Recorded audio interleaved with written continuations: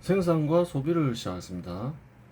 작업도구 투입 비용의 감소는 순소득률의 상승으로 이어지면서 생산성을 강화시키죠. 인건비도 마찬가지죠. 수십 년간 보면 그래요. 어떤가요? 한 명이 생산하는 양이 크게 증가했음을 알 수 있죠. 한 수십 년간 한 명이 한 개를 생산하는 것을 한 200개 생산하게 됐다. 근데 그 효과는 무엇인가? 또 이런 것도 따져봐야 되는 거죠. 효과는 여러 가지가 있을 수가 있죠. 뭐 작업도구 개선 효과가 있을 수도 있고, 사업체가 확보한 기술 효과가 있을 수도 있고, 생산 방식의 개선 효과일 수도 있고, 그렇죠. 근로자의 생산성 효과도 있을 수 있는 거예요. 그러면 그 한국에서 이렇게 크게 이제 인건비를 감소시키는 요인이 발생되면 어디에 있을까요? 근로자에게 있을까요? 아니면 딴 곳에 있을까요? 근로자에 있는 게 아니죠. 이런 걸 정확하게 알아야 된다는 거예요. 한번 보겠습니다. 근로자의 생산성은 기술과 숙련도 건강으로 측정된다. 그렇잖아요. 사회에 필요하지만 익히기 쉬운 기술은 익히기 어려운 기술보다 낮게 평가된다. 그렇죠. 같은 기술을 익히고 있더라도 숙련도에 따라 평가가 달라진다. 어떤 이는 한 시간에 한 작업을 마치는데 같은 기술을 지닌 다른 이는 한 시간에 두 작업을 마친다. 뒷사람은 앞사람보다 생산성이 2배 높다. 기술이 같더라도 숙련도가 다르면 생산성도 다르다. 그 말이죠. 같은 기술과 같은 숙련도를 가진 두 사람이 있는데 한 사람은 몸이 허약해 하루에 5시간밖에 일을 하지 못하고 다른 한 사람은 하루에 10시간을 일한다. 하루 동안의 성과를 볼 때 뒷사람은 앞사람보다 2배의 성과를 내니 뒷사람은 앞사람보다 생산성이 2배 높다.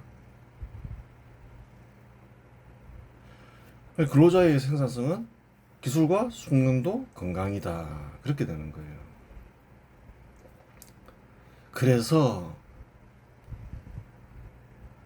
수십 년간 한국 근로자는 한 명이 생산한 양이 비약적으로 늘었는데 근로자의 생산성 개선이 아니라고 얘기하는 거예요. 기술이나 숙련도 건강이 뭐 수십 배, 수백 배 증가했냐는 거예요. 그런 게 아니라는 거죠.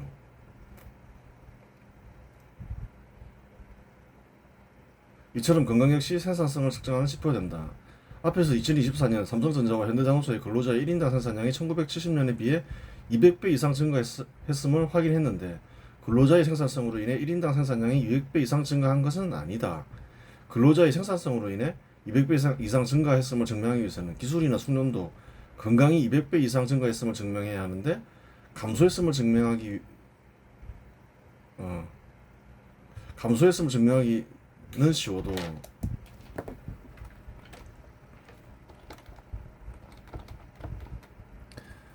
증가했음을 증명하기는 어렵다. 그게 무슨 소리야? 이렇게 생각할 수 있잖아요. 우리가 고대인 예전 사람들보다 더 미개해? 이렇게 생각할 수 있잖아요. 그 말을 이제 하겠죠. 현 시대는 작업 도구 중 하나인 기계가 빠른 속도로 발전한다. 자동화 기계가 빠른 속도로 발전하죠. 기계뿐만 아니라 그냥 자동화 이렇게 쓰는 게 더 낫겠죠. 자동화 기계가 사람의 일을 대체하게 되면 그 일을 하는 데 필요한 사람의 기술은 쓸모없어진다. 즉 과거에 기계가 하지 못하던 일까지 하던 근로자는 현 시대 근로자보다 생산성이 높다. 기술이 뛰어나다는 거예요. 자동화 기계가 하지 못하는 일만 사람들이 하는 거죠. 근데 예전에는 안 그랬다는 거예요. 누가 기술이 높나요? 예전 근로자가 기술이 높다는 거예요. 저번 시간에도 설명했죠. 생산성이 증가한 게 아니다. 오히려 감소하면 감소했다. 그걸 증명하기 쉽다는 거예요. 누구나 다 이해할 수 있잖아요. 수긍하지 않을 사람이 어디 있어요. 예를 들어 옷의 질은 현 시대에 비해 크게 떨어지지만 고대의 아낙네들은 옷감과 옷을 직접 만들었다. 반면에 옷 만드는 공장에서 일하는 근로자는 기계가 하지 못하는 일의 일부를 할 뿐이다. 그래요. 공장에서 일하는 근로자가, 옷 만드는 공장에서 일하는 근로자가 옷 만들 수 있냐는 거예요. 기술이 없다는 거죠. 생산성은 더 떨어진다는 거예요. 정확하게 따져보면. 반면에 옷 만드는 공장에서 일하는 근로자는 기계가 하지 못하는 일의 일부를 할 뿐이다. 즉 현 시대에 옷 만드는 공장에서 일하는 근로자는 고대의 옷을 만들던 아낙네보다 기술이 떨어진다. 그렇잖아요. 숙련도라는 거는 많이 하면 느는 거니까 큰 의미가 없는 거고, 뭐 수십 년 전 아니면 고대의 사람들은 숙련도가 안 생기고 현 시대의 사람들은 숙련도가 생기냐는 거예요. 의미가 없다는 거예요. 그거는 기술을 비교해 보면 옷을 다 만들 줄 아는 사람이 훨씬 그 기술이 뛰어나니까 생산성이 높은 거잖아요. 그렇게 증명이 되잖아요. 즉 현 시대 옷 만드는 공장에서 일하는 근로자는 고대의 옷을 만들던 아낙네보다 기술이 떨어진다. 이러한 이유로 생산성으로만 따지면 현 시대 근로자의 생산성은 과거 수십 년 전 근로자의 생산성보다 떨어지면 떨어졌지 나을 것은 없다고만. 없다. 그렇잖아요. 확실한 거죠. 뭐 의심할 여지가 없는 거죠. 다 마찬가지죠. 농업도 많이 이제 기계로 하죠. 그러면 농사 짓는 기술이 고대인들이 뛰어날까요? 현대인들이 뛰어날까요? 고대인들이 뛰어나는 거예요. 생산성은 더 있잖아요. 무엇의 효과냐는 거예요. 작업도구의 효과라는 거예요. 작업도구 개선의 효과죠. 문명의 발전이 중요한 거예요. 그런 것이고, 국가마다 같은 능력을 지닌 근로자라고 하더라도 임금은 제각각이다. 그렇죠. 국가별로 보라는 거예요. 임금이 다 다르죠. 따져봐야 될 문제가 있다는 거예요. 그러한 이유로 생산이 가능한 정도로 발전하면 임금이 저렴한 곳으로 자본이 빠져나가는 현상이 발생한다. 이 역시 근로자의 생산성은 과거나 현재나 별 차이가 없고 미개한 국가나 발전한 국가나 별 차이가 없음을 증명한다. 임금이 아주 저렴해요. 근데 생산이 가능해졌어요. 생산이 가능한 데는 여러 가지 조건이 필요하겠죠. 인프라가 있어야 되는 거죠. 어느 정도 갖췄어요. 그러면 어떻게 되나요?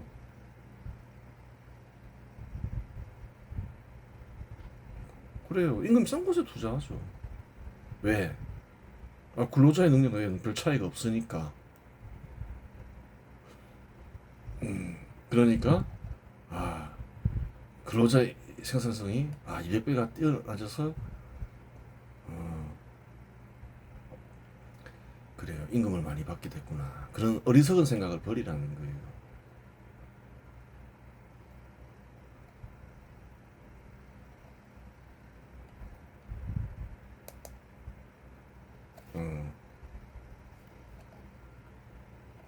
국가별 임금, 국가별 생산성과 임금.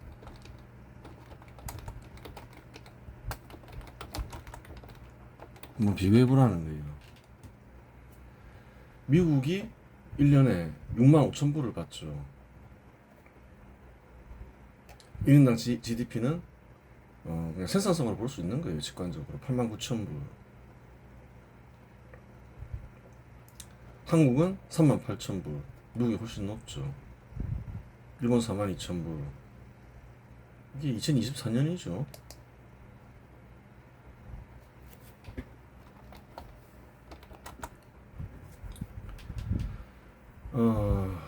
그래요. 이탈리아 4만 불.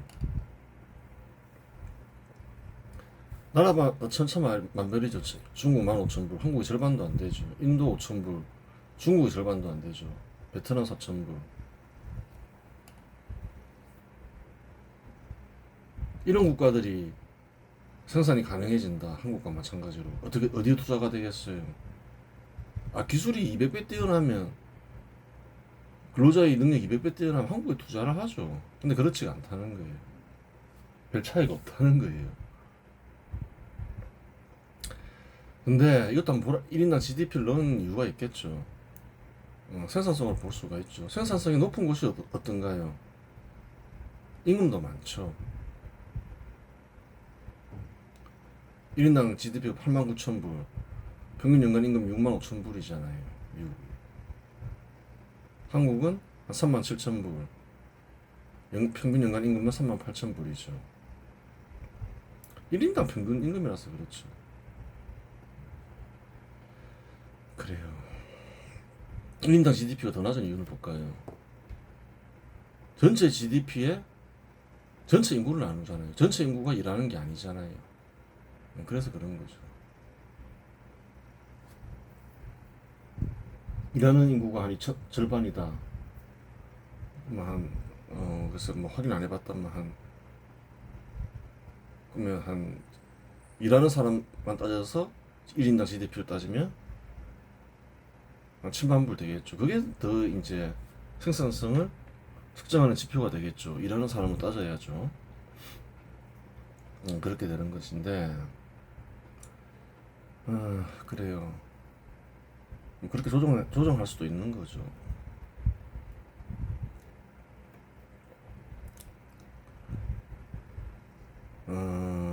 그래요. 근데 잘 보라는 거예요. 미국 사람이 한국 사람보다 근로자들이 생산성이 더 높냐는 거예요.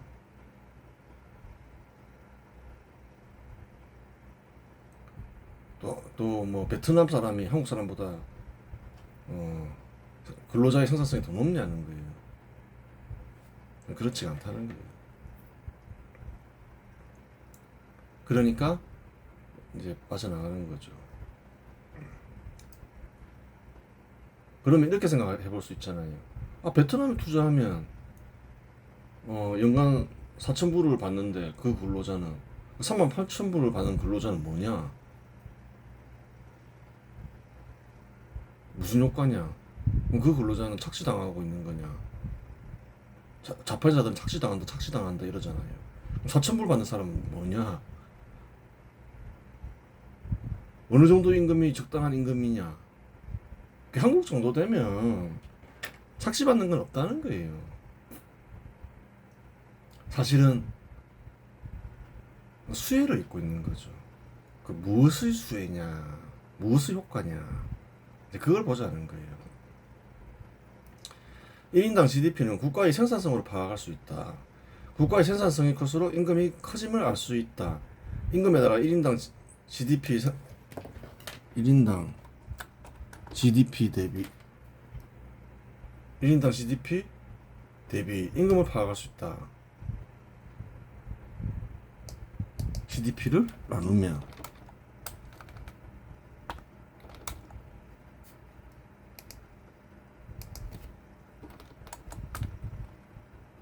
그렇죠.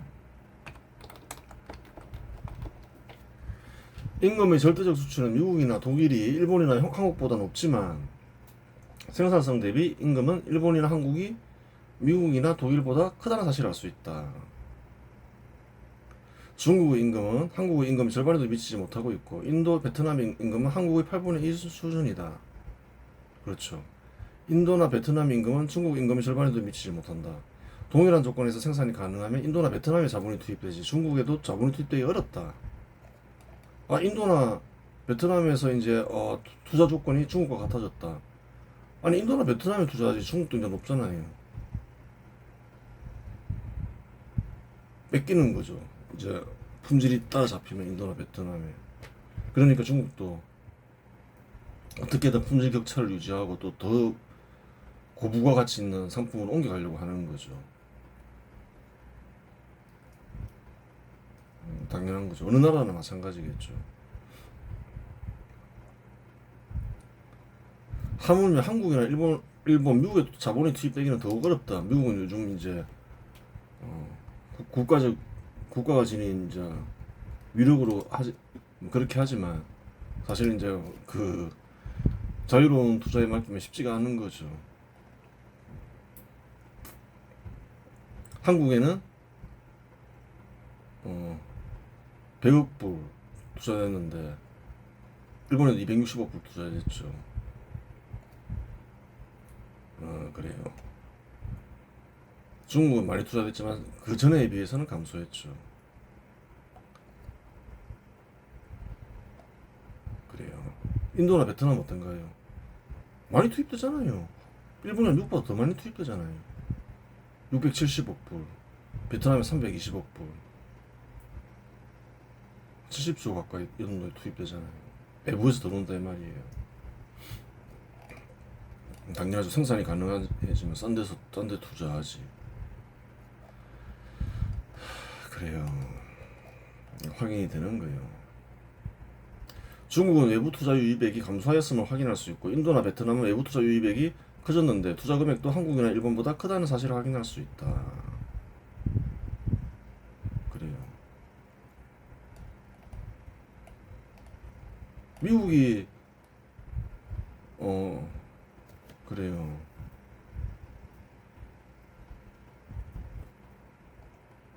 중국을 견제해버리고 중국을 견제해서 산업 산업을 발전하는데 어떤가요? 제약을 가하고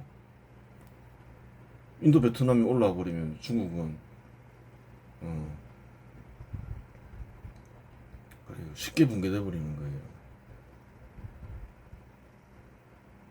품질을 잡으면 어떻게 되나요? 중국 사람들이 위험해지는 거죠. 그러니까 미국도 정책을 국제 정책 뭐랄까 중국 하나만 키운 게 잘못된 거였던 거죠.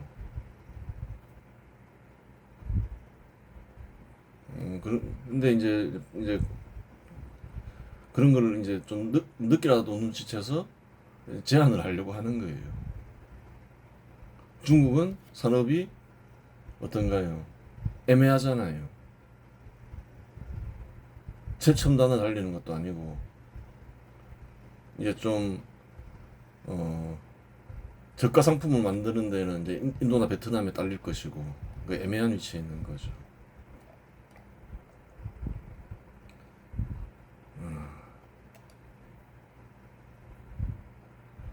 그래요. 근로자의 생산성이 차이가 별로 없음에도 불구하고 임금의 차이가 발생하는 이유는 뭘까요, 그러면? 세계가 국가 단위로 조직되어 있고 각 국가별 발전 정도, 즉 생산성이 다르기 때문이다. 그렇죠. 확인이 되죠. 한국에는 근데 왜 이렇게 투자가 안 되나? 또 여러 가지 뭐 임금이 높은 것도 있지만 한국을 잘 보라는 거예요. 한국은 사실은 그 생산성 대비 임금이 높아요. 사실은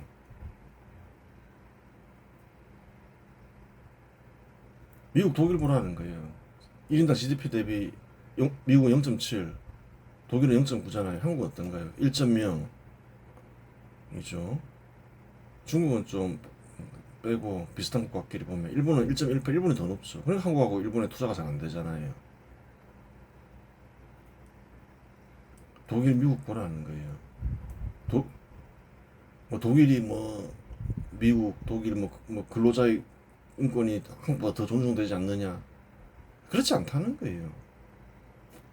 임금에서 딱 드러난다는 거예요.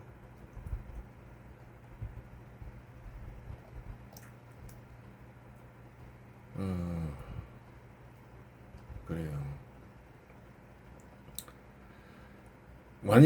만일 세계 한 국가만 있어 자본 투자와 상품 판매 이주 자유가 완전히 보장된다면 그와 같은 국가별 임금 차이는 사라진다. 당연하죠. 모든 이동이 자유로워요. 자본, 상품, 근로자. 그 차이가 사라지죠. 똑같은 능력을 지니고 있으면 싼 사람 뭐 쓰고 그러겠죠.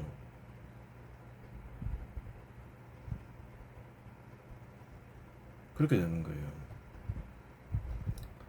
그러면 한국 사람들의 임금 어떤가요? 무엇의 수혜인가요?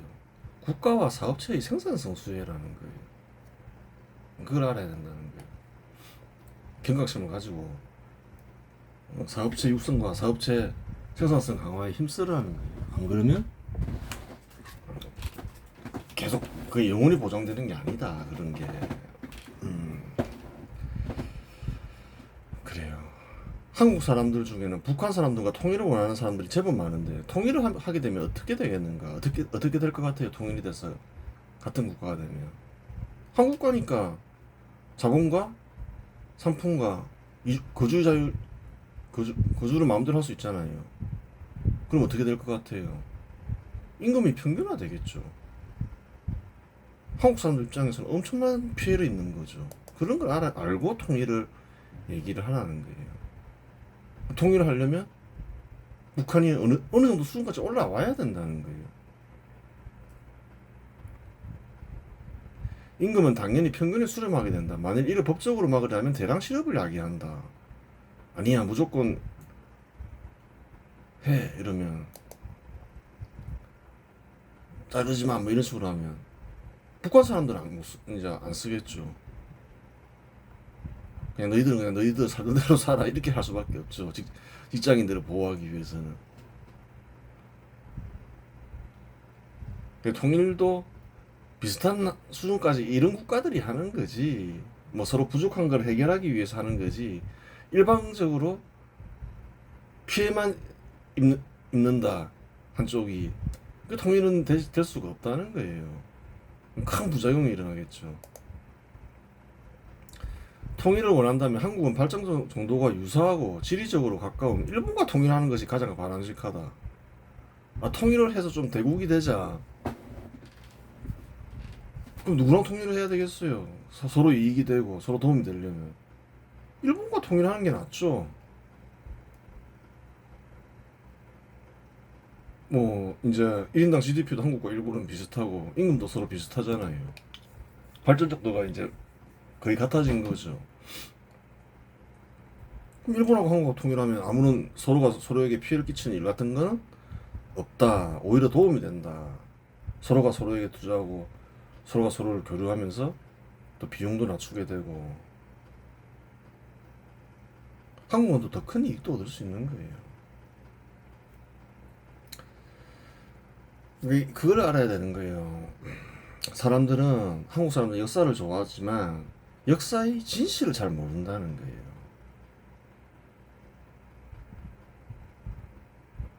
부산 사람들도 마찬가지인 거예요. 대구 사람도 마찬가지고 호남 사람들도 마찬가지고 그래요. 그 진실은 뭐냐면 부산 사람들은 이 부산이라는 도시가 있었냐는 거예요. 원래 부산이라는 지역이 있었죠. 조그만 어촌이 있었다는 거예요. 어부들이 주로 있었죠. 부산 지역도 좀 공부를 하라는 거예요. 김해가 컸을까요? 부산이 컸을까요? 김해가 더 많은 사람들이 모여 살던 지역이었다는 거예요. 김해 평야가 있으니까. 어촌에 사람들이 있어봤자 몇 명이나 있겠어요. 이 부산이라는 도시는 갑자기 생긴 도시라는 거예요. 어떻게 도시가 됐냐? 일본하고 이제 교류하면서 도시가 생겨나게 된 거죠. 일제치하에서 큰 도시라는 거예요.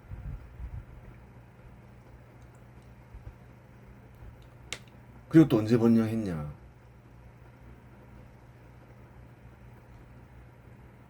일본이 한국에 투자할 때 군사정부 때 큰 도시라는 거예요. 그 사람들이 그걸 모르는 거예요. 부산이 크니까 또 어디가 컸나요? 경부고속도로가 놓여지면서 대우, 구미 이런 데가 발전한 거예요. 울산 이런 데. 포항. 그러면 그 지역 사람들은 어디와 교류를 강화하면 발전하나요? 일본과 교류를 강화하면 발전하는 거예요. 항상 그래왔다는 거예요. 현대사를 보면. 근데 그걸 모른다는 거죠. 그 반일을 주장하면 사실은 그 지역 사람들의 적인 거예요.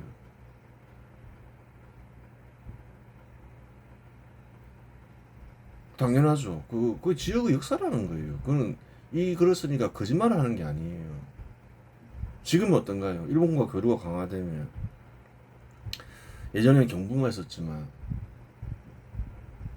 또 이제 쭉 호남 지역과 부산 지역을 잇는 또 고속도로가 생겼잖아요. 그 남쪽 지역이 발전하기 위해서는 어디와 교류를 강화해야 되냐는 거예요. 일본과 교류를 강화해야지.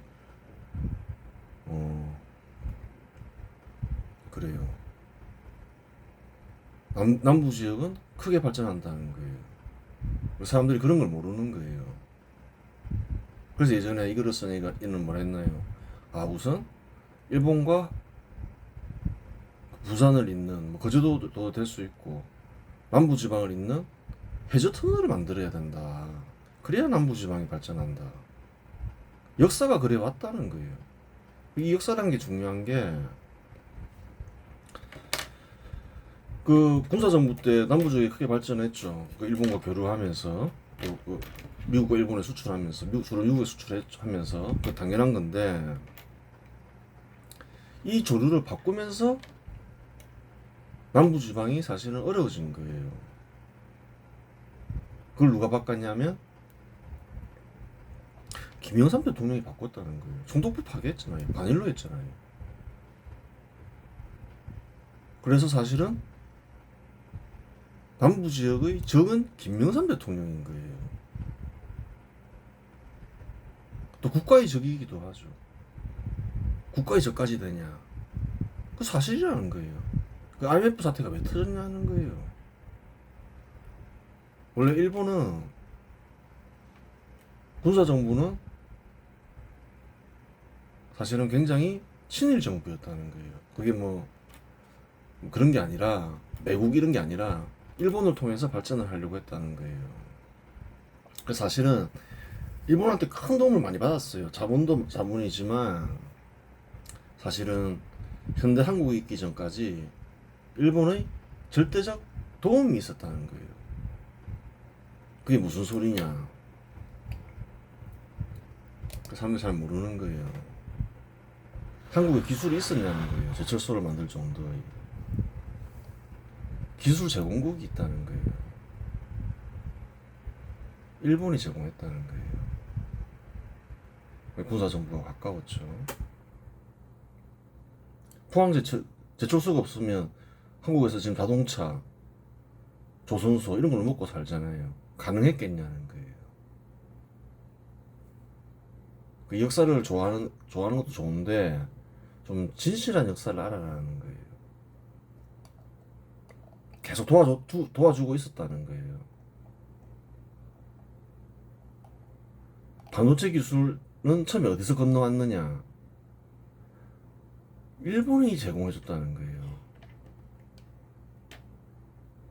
일본의 장비, 소재, 공정 기술을 제공해주면서 한국이 반도체를 하게 된 거예요. 그래서 삼성전자도 있는 거예요. 그때 제공 안 해줬으면 어떻게 반도체 생산이 가능했겠어요. 그 이후로는 이제 삼성전자와 SK 하이닉스가 독자적으로 발전시켰지만 처음 기술 도입은 장비와 기술은 일본이 제공해 준 거예요.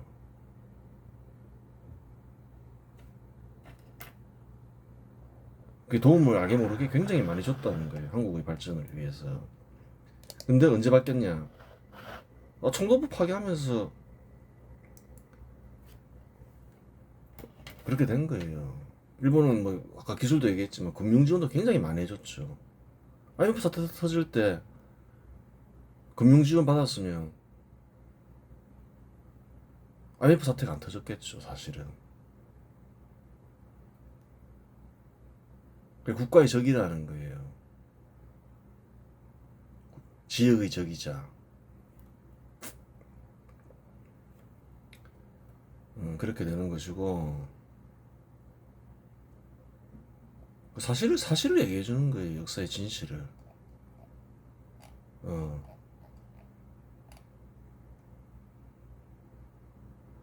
통일을 원한다면 한국은 발전 정도가 유사하고 지리적으로 가까운 일본과 통일하는 것이 바람직하다. 그 연방국 하면 되잖아요. 미국은 금융업에 지나치게 치중한 나머지 철강이나 자동차, 반도체와 같은 산업을 경시한 결과 그러한 산업들의 성화에 실패했다. 미국도 마찬가지죠. 미국은 그 이상한 짓을 한 거죠. 수십 년간. 엉터리 경제학 걔네들이 유통되면서 그런 거예요. 수십 년 전만 하더라도 한국과 비교도 안 되는 기술을 보유하고 있었죠. 그 품질 격차를 유지하고. 그래요. 그 산업들을 승화시켰어야 되는데 경시했죠. 그러면서 사업체들이 많이 붕괴돼 버린 거죠. 그 요즘 부흥시킨다고 애를 쓰지만 또 그 결과가 꼭 좋게 된다는 보장도 없다는 거예요. 왜 그런가요? 임금이 너무 비싸다. 이거 가지고 뭘 할 수 있겠느냐. 또 이런 문제가 있는 거예요. 하려면 시작하자마자 바로 최고급 상품을 제공해야 된다는 거예요. 그게 가능하냐. 이제 이런 문제가 생기는 거예요. 아무리 부흥시키려고 발버둥 쳐도 복잡해지는 거죠. 어, 그래요.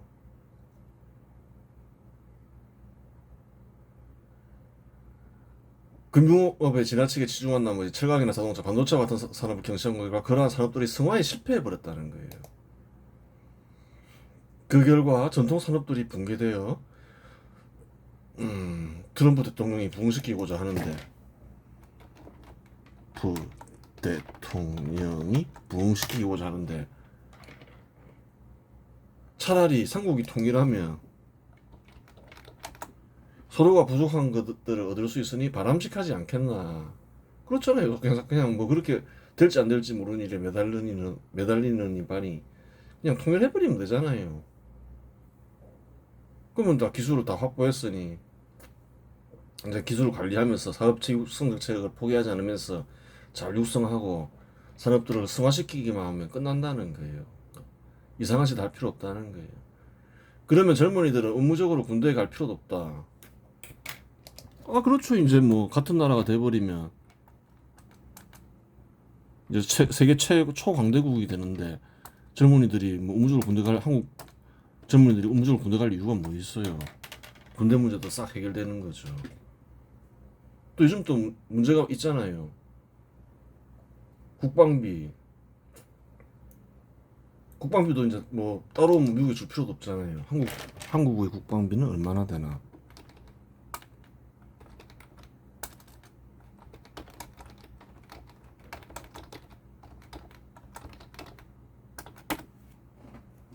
한국가가 되면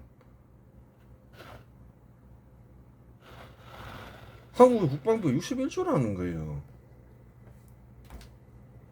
야, 그냥 막 통일하자. 우리 한 30조 줄게. 트럼프 대통령이 요구하는 게 10조잖아요. 30조 주고 그냥 어 끝내면 되잖아요. 간단한 방법이죠.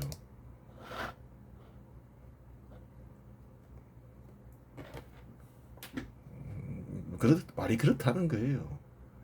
그럼 이와 같은 효과를 누리려면 어떻게 하면 될까요?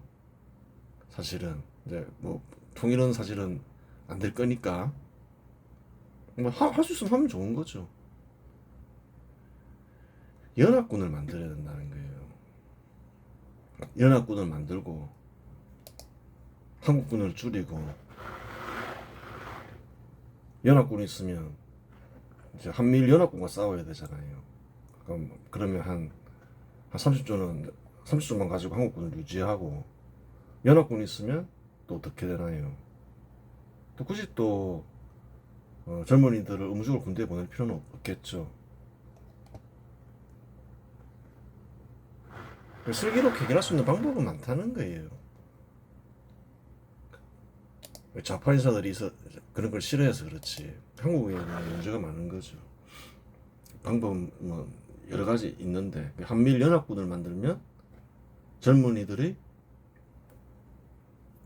뭔가요?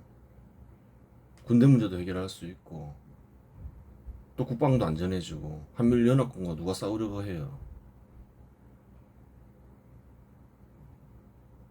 그렇게 된다는 거예요. 또 미국도 이제 부담스럽겠죠.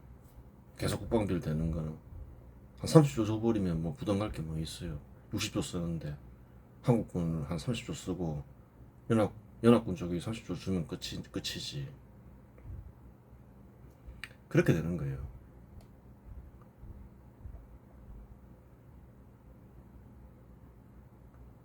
미국의 임금은 세계 최고 수준으로 생산하자면 최고급 생산물 이외에 생산할 수 있는 생산물이 별로 없다. 6만 불로 뭘 생산하겠어요. 5천 불 받고 일하는 나라도 있는데 근로자들이 능력도 별 차이도 없는데 인건비가 높아져 생산에 제약받는 현상을 선진국의 함정으로 규정한다. 그러니까 이런 문제가 있는 거예요. 근데 어쨌든 간에 미국은 최첨단 기술을 보유하고 또 여러 가지 최첨단 생산물을 생산하잖아요. 많은 걸 잃어버렸지만 전통 산업을 경시하면서 선진국의 함정과 같은 현상은 자원부국, 산유국에서도 나타난다. 그렇죠. 국가의 생산성과 무관하게 산유국은 1인당 GNP가 높다. 산유국도 이제 이런 비슷한 함정이 보이더라. 음,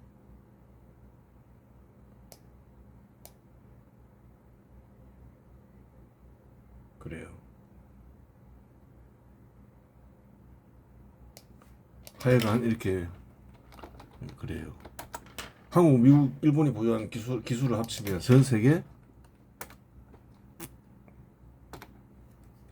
모든 기술을 모두 보유하게 된다. 사업자가 기술을 잘 관리하면 그러한 국가는 최소 천년은 갈 것이며 발전한